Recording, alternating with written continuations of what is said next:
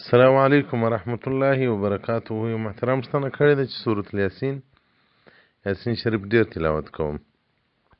که په سفر یم یو خواته ځم یا یو ځای مېلمه یم یو کوچنی قرآن عظیم شان را سره وي، نو هر وخت چې مینه را ولاړه شي تلاوت کوم. او دا د یاسین لفظ مبارک ده چې هر حاجت می یا دعا ما کړې ده الله قبول کړې ده.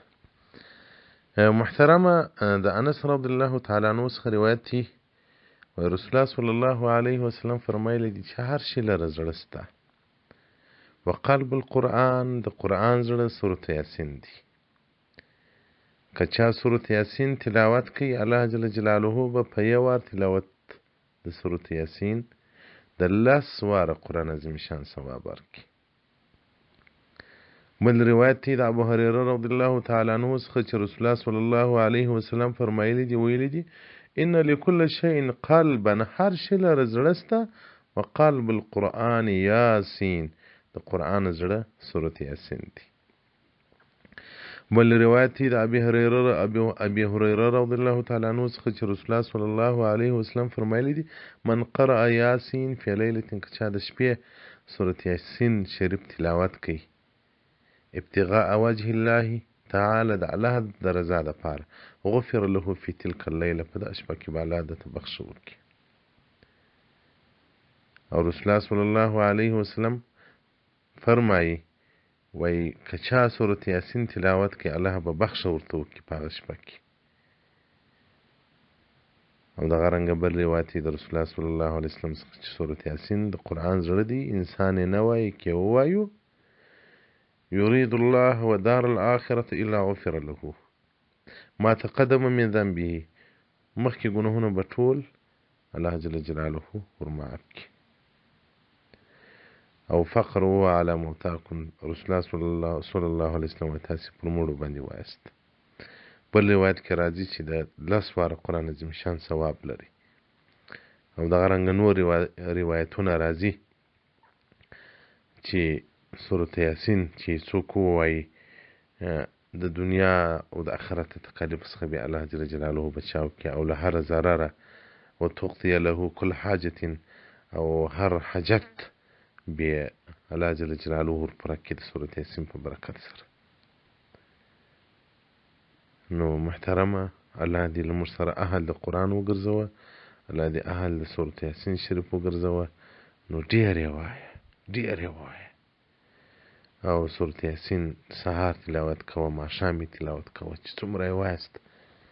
که سهار تلاوت سي او ماښام سورة الملک تباره شریف تلاوت سي، په قبر کې او پر انسان باندې بیا رڼا وي، په قبر کې خو توره شپه وي.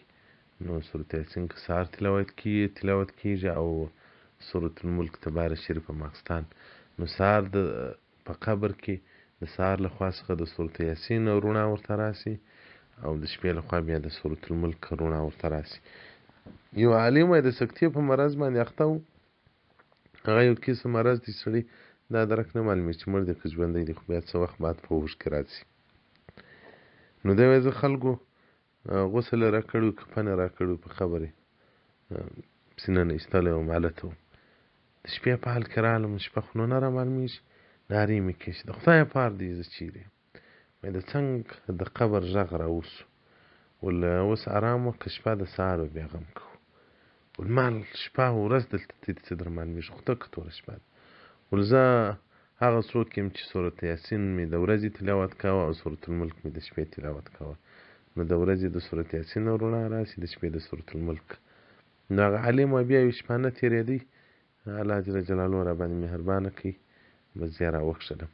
نو تفسیر درالمنصور صفحه 314 د سورة یاسین متعلق ډېر فضایل بیان کړي دي، جلد نمبر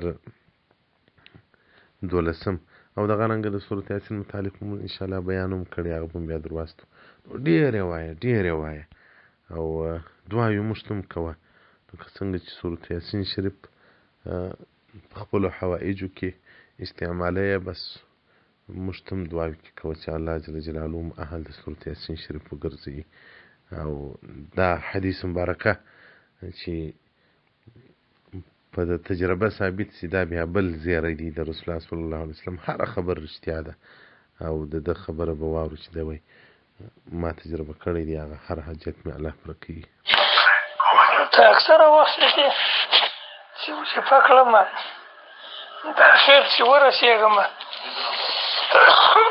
دلته یو درود ده چې قربان دا درود ته چې ورسېږم اکثره وخت ما اوښکې راټول شي.